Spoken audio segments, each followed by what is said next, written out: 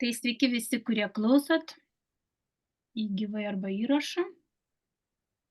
Ir noriu pratęsti mūsų temą. Praeitą kartą kalbėjau apie emocijas. Trumpai priminsiu, kokios tai buvo bazinės: baimė, pyktis, liūdesys, džiaugsmas. Ir šiandien tęsiam apie poreikius.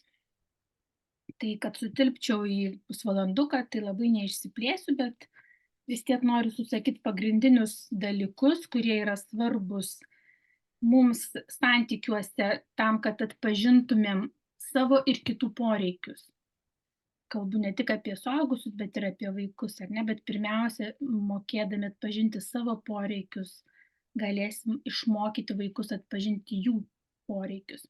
Taigi, tai jeigu mes visi žinom, yra tie baziniai poreikiai, kurie vadinami pagal Maslow piramidę, ar ne? Nes čia mano išvardintos poreikių grupės jau yra dvasinių psichologinių poreikių grupėje, tai reiškia piramidės viršuje, bet apačioje mes turim išgyvenimo poreikius, tai šiandien apie juos nekalbėsim, bet visi suprantam, kad jeigu mes užsiimam išgyvenimo poreikių tenkinimu, tai reiškia, būstas virš galvos, maistas, saugumas ir taip toliau, tai mes tuomet nelabai ir galime kreipti dėmesį į dvasinius psichologinius poreikius.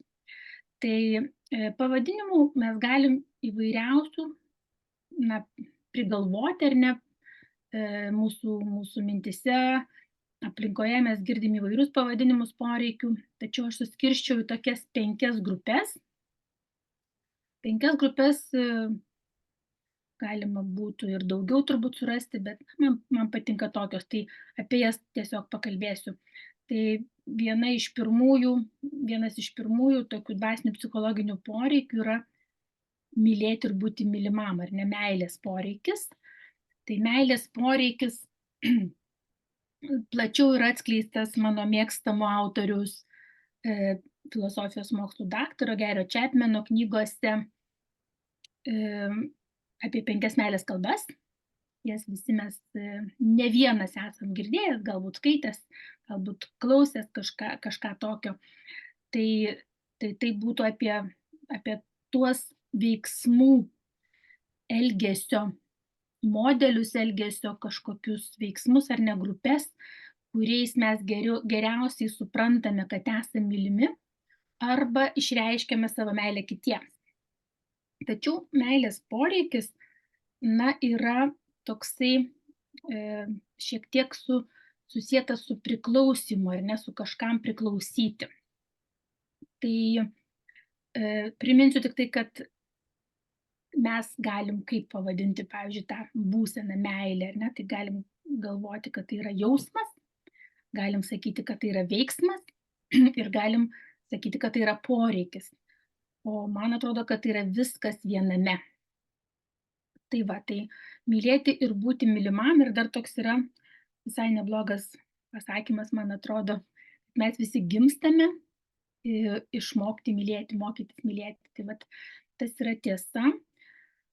Ir labai nesiplėsdama, dar priminsiu tas 5 meilės kalbas, kas galbūt neprisimenat, tai yra tie 5 mūsų kažkokių tai veiksmų grupės ar ne būdai veikti. Tai yra palaikymo žodžiai įvairūs, tai yra buvimas kartu, laikas kartu, tai gali būti paslaugos, gali būti dovanos ir gali būti fizinis prisilietimas. Tai viskas yra apie meilę, apie mylėti ir jaustis mylimu.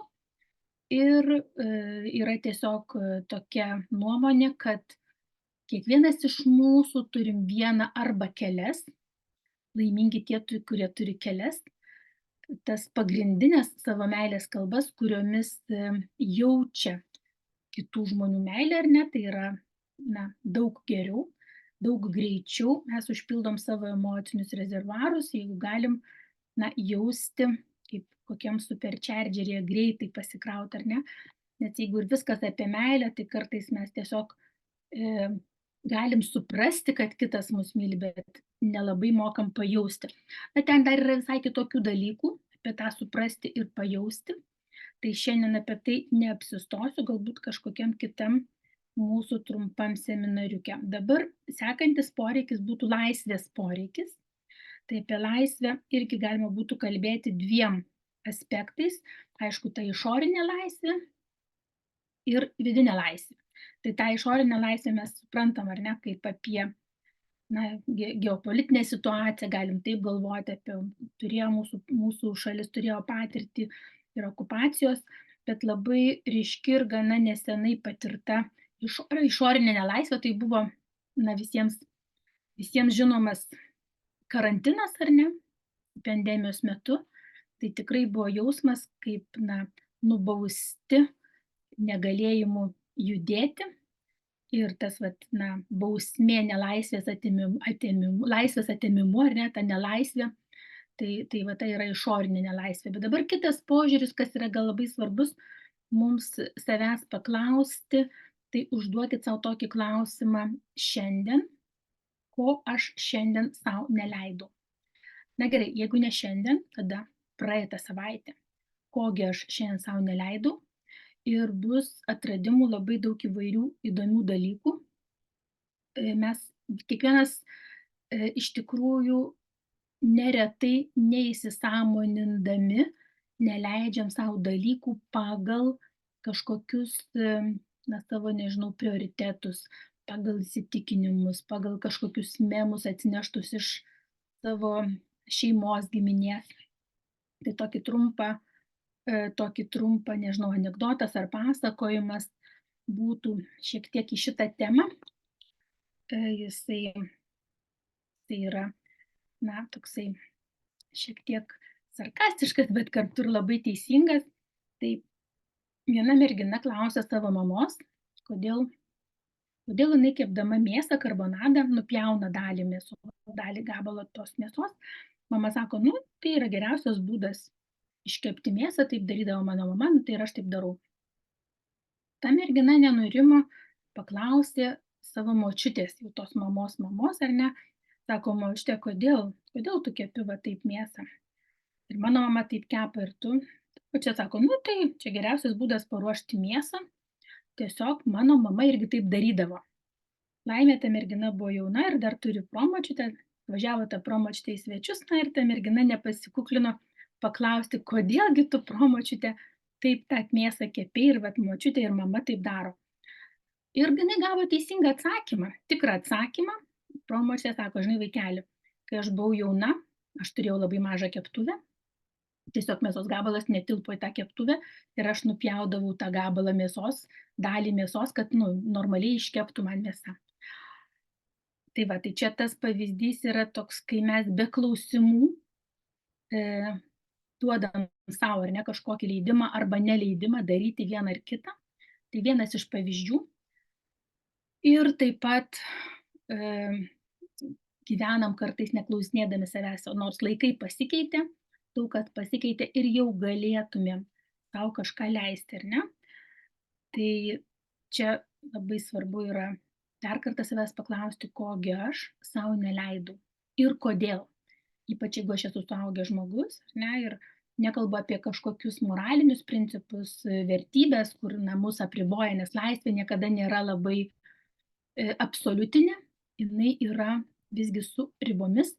Ir dar noriu pasakyti, kad šitie du poreikiai, meilės ir laisvės, jie tarsi tokie vienas kitam prieštaraujantis, tačiau santykiuose galima juos suderinti, kalbantis, ar ne, įsipareigojimas ir laisvė. Eikim toliau, reikšmingumo poreikis, vienas iš tokių poreikių, kuriuos neretai mes galim sumaišyti su puikybė. Ir puikybė be jokios abejonės nėra mums labai gera savybė, nepadedanti mums gyventi, neretai trukdanti. Tai reikšmingumas iš esmės yra poreikis ir tai labai svarbus, jį mes kartais, jeigu nepatyrėm arba buvom, kaip čia pavadinti, jautėmės nereikšmingi, nepatenkinom to poreikio, niekas mūsų kaip ir nemokė, ar ne? Nes, žinot, kaip mes mokomgi, kaip tos merginos močiutė ir mama moko tai, ką patys mokam. Tai jeigu neretai vaikystėje, tarkim taip ar ne, pirmaisiais mūsų 10, 15, 20 gyvenimo metais mes jautėmės nereikšmingi, niekam nesvarbus. Gali būti, kad imame sau įrodinėti, sau ir kitiems, kad vat aš esu matomas, aš labai sėkmingas, man labai reikia tiesiog būti reikšmingu ir svarbiu. Tai vat darboholizmas vienas iš tokių pasekmių gali būti, neretai ir taip nutinka, ne visuomet, vienas iš variantų. Tai galima būtų atkreipti tai dėmesį dėl to būtent poreikio kažkokio sureikšminimo jau kitoje savo gyvenimo dalyje. Ypač jeigu pradžiai buvo nereikšminga, tada mes galim labai sureikšminti. Nes tai yra tik vienas iš poreikių ir jį taip tenkinti yra labai svarbu, bet nebūtinai visų kitų sąskaita. Tai grįžkim prie reikšmingumo poreikių ir kaipgi galim jį patenkinti. Tai du tokie efektyviausi būdai būtų, vienas iš jų profesinė savirealizacija be jokios abejonės ir kitas tai tėvystė, motinystė. Tai mes norim visuomet būti reikšmingi nors vienam žmogui, būti to mūsų pasaulio dalimi ir galim būtent tokiais sveikais, ne per daug nepersūdytais būdais tenkinti savo šį poreikį. Tai dar kartą tik noriu priminti, kad nemaišykime su puikybė, nes puikybės yra kelios tos formos, priminsiu, tai iš Karpmano trikampio, ar ne, tai yra, kad visi, žodžiu, blogesni aš geriausias, arba aš be manęs jūs niekas, tik tai aš galiu jums padėti, ar ne, tas toksai puikybės forma. Ir trečia, tai yra aukos pozicija, kada gelbėkit mane, aš labai svarbus. Tai čia su reikšmingumu neturi nieko bendro, todėl nemaišykim ir reikšmingumą tenkinkim sveikais būdais. Toliau, dar vienas iš poreikių grupės, kurios, sakyčiau, mūsų visuomenėje, dabar keičiasi viskas, bet bent jau aš atsinešiau tokį požiūrį, kad pailsėsi, kai numirsi. Tai nieko gero apie tai neskamba, ar ne, kad kodėl dabar turėčiau pailsėti tik po mirties. Tai poilsį ir pramogas mes be jokios abejonės turime planuoti taip sveikai, kad koreliuotų su mūsų tuo reikšmingumo poreikio patenkinimu ir ne su darbu, su kažkokiu pareigų atlikimu. Ir be abejo, kad ką svarbiausia prisiminti, tai kad tas, kas nemoka tinkamai ilsėtis, gerai ilsėtis, tai negali ir gerai dirbti. Jeigu jau mes norim būti geri darbuotojai, kažkokie tai reikšmingi kitiems, ar ne, ar savo patikti, tai būtina sugebėti, mokėti, ar ne, mokytis ir planuoti poilsį. Tai čia apie tai. Ir dar viena tokia idėja, ta viena diena per savaitę atostogų, per savaitę. Tai nežinau, kam vieniem patinka, kitiem ne, bet aš tą darau, daugiau turbūt negu 5 metai. Tai anksčiau būdavo, žiūrėkit, sekmadienis, ar ne, tai ta diena, kai einam į bažnyčią, čia ne mes, galbūt ne mūsų karta, ankstesnės kartos, būdavo susijęs su tuo, kad Dievo diena, Dievo garbinimo diena ir negalima dirbti, kažkoks toks kaip ir įsakymas, vėliau pasikeitė viskas ir aš, pavyzdžiui, atsimenu save, tai būdavo 5 dienos į mokyklą, 6 diena labai didysis tvarkymasis namų ir sekmadienį visų nepadarytų darbų užbaigimas, tai kur poilsis, nėra poilsio. Tai dabar kalbuosi su klientais, tai daug kas sako, kad jo, mes savaitgalį nedirbam, tai labai puiku. Tas yra labai gerai, tačiau jeigu norim dar geriau jaustis, ar ne, ir tarkim dėl planuoti tą vieną dieną atostogų, tai yra apie jausmą, apie tą pojūtį, kad aš atostogauju, tai neturi būti būtinai viena diena nuo ryto iki vakaro visiškai nieko neveikimo arba kažkokio būtent veikimo, bet jausmas. Galbūt tai 1 valanda, ar galbūt tai kažkokia asociacija su atostogomis, gal tai skonis, gal tai kažkokia pramoga, kurią aš per atostogas dažniausiai turiu. Galbūt tai kaip tik nieko neveikimas, negaminimas, pavyzdžiui, arba labai daug skaitimo, arba labai daug, nežinau, kažkokio filmų žiūrėjimo. tai, ką mes galim daryti per atostogas, kad pajaustumėm tą vieną dieną per savaitę, galbūt duokim, gali tai būti ir savaitgalio diena, gali būti taip paprasta darbo diena, ar ne, jeigu mes turim kažkokį pamaininį darbą, tai nebūtinai turi būti savaitgalis. Tai va, tai labai kviečiu planuoti atostogas jau sausio mėnesį, ar ne, visiems metams ir planuoti savaitę po vieną dieną, kad būtų 52 dienos per metus dar papildomų atostogų. Ir paskutinis iš poreikių grupių, tai yra tikėjimo, pasitikėjimo poreikis. Tai čia yra vėlgi toks poreikis, kuris yra labai svarbus ir mes neretai, ne tik, kad ignoruojam, galbūt pamirštam, nekreipiam dėmesio, arba priskiriam kažkam kitam. Tai tas jausmas, tas žinojimas ir sugebėjimas atskirti dalykus, kuriuos aš galiu padaryti ir kurių negaliu padaryti, ir yra pagrindas šito poreikio. Tai reiškia, kad aš galiu daryti tai, ką aš galiu daryti, o visa kita, pasitikiu pasauliu, ar ne, kad viskas vis tiek vyks man netgi nekontroliuojant tinkamą linkme. Tai čia, jeigu mes turim daug visokių religijų nuo senų laikų, tai irgi vienas iš šio poreikio tenkinimo būdų, tai yra tas vadinamas ryšys su Dievu, ar ne, arba su, kaip mes dabar mėgstam sakyti, ir su visata, su kažkokia aukštesnė energija. Principas yra tas, kad mes labai apsisunkinam save, manydami, kad galim viską kontroliuoti. Ir be abejo, logiškai mąstant, visi suprantam, kad ne viską žmogus sukūrė, ne viską gali kontroliuoti, daug kontroliuoja, daug stengiasi, tačiau nuo to kyla labai daug grėsmingo to jausmo ir būtent tų emocijų, kurios susijusios su grėsme, tai baimės ir pykčio. Pastebėkime save iš šono ir be abejo šitas poreikis yra vienaip ar kitaip susijęs su savivertė, ar ne, su pasitikėjimu savimi. Tai tiek, kiek aš sugebu pasitikėti pasauliu, tiek man yra lengva arba sunku pasitikėti savimi. Tai čia labai, labai tampriai susijęs poreikis ir mes galim, vienaip ar kitaip priminti savo, kad ne viską aš sukūriau, ne viską galiu kontroliuoti, padarysiu tai, ką galiu padaryti, atskirsiu dalykus, kurių negaliu padaryti ir pasitikėsiu.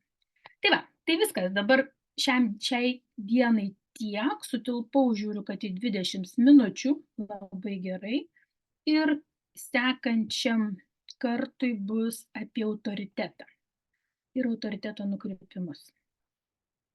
Galima sustabdyti įrašą.